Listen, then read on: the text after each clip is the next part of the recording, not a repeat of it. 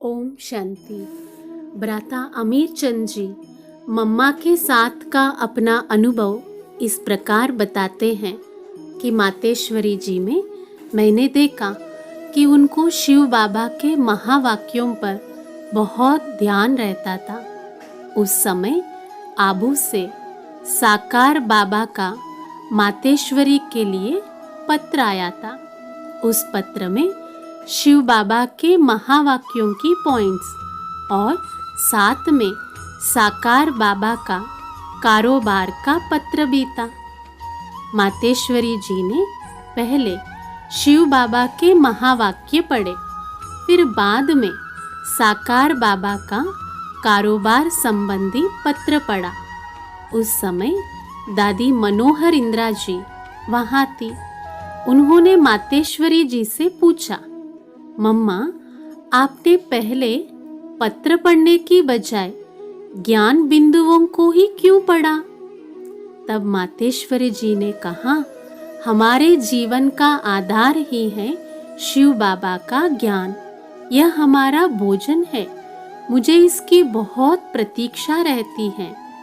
आते ही पहले इसी को पढ़ती हूँ।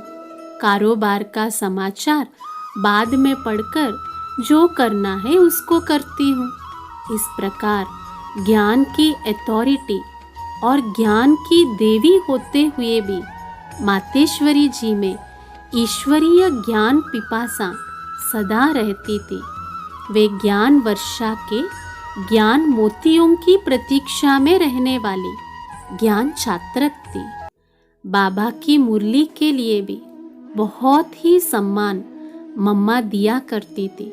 जब ब्रह्मा बाबा में शिव बाबा की पधरामणी होती थी और जब वे मुरली चलाना शुरू करते थे, तब मम्मा सभा की ओर मुख करके नहीं बैठती थी, बाबा की तरफ मुड़कर बैठती थी और ध्यान से मुरली सुनती थी।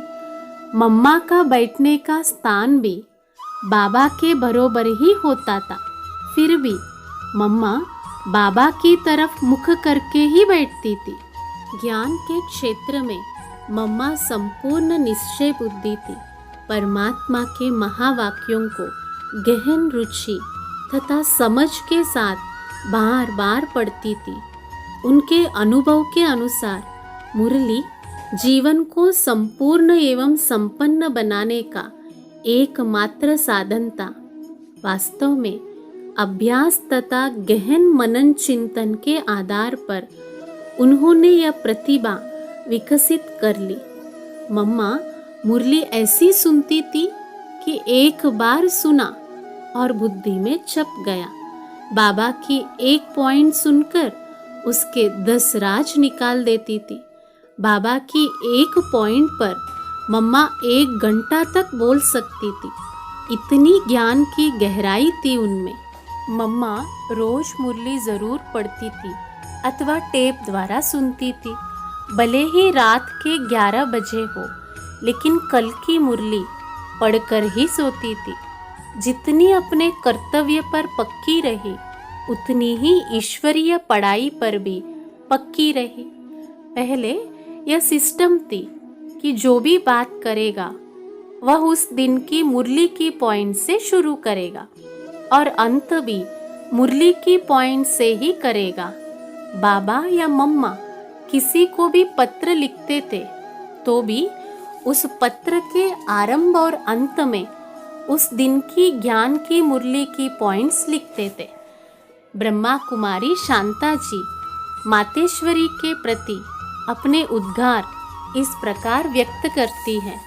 मातेश्वरी जब अस्पताल में थी तब भी उन्होंने अपनी पढ़ाई बंद नहीं की।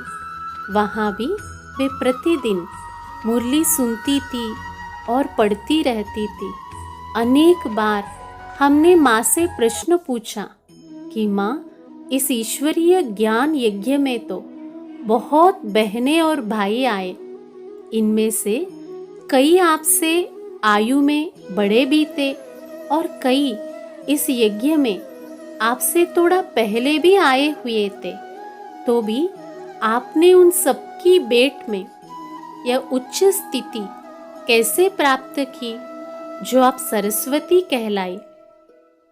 आपका ऐसा कौन सा पुरुषार्थ था जिससे कि आपको इतनी सफलता मिली? तब माँ ने कहा, देखो, मैंने यह ईश्वरीय पढ़ाई कभी भी नहीं छोड़ी। कितना भी शारीरिक कष्ट होते हुए भी मैं हमेशा इस पढ़ाई के लिए अपने टाइम पर तैयार हो जाती थी।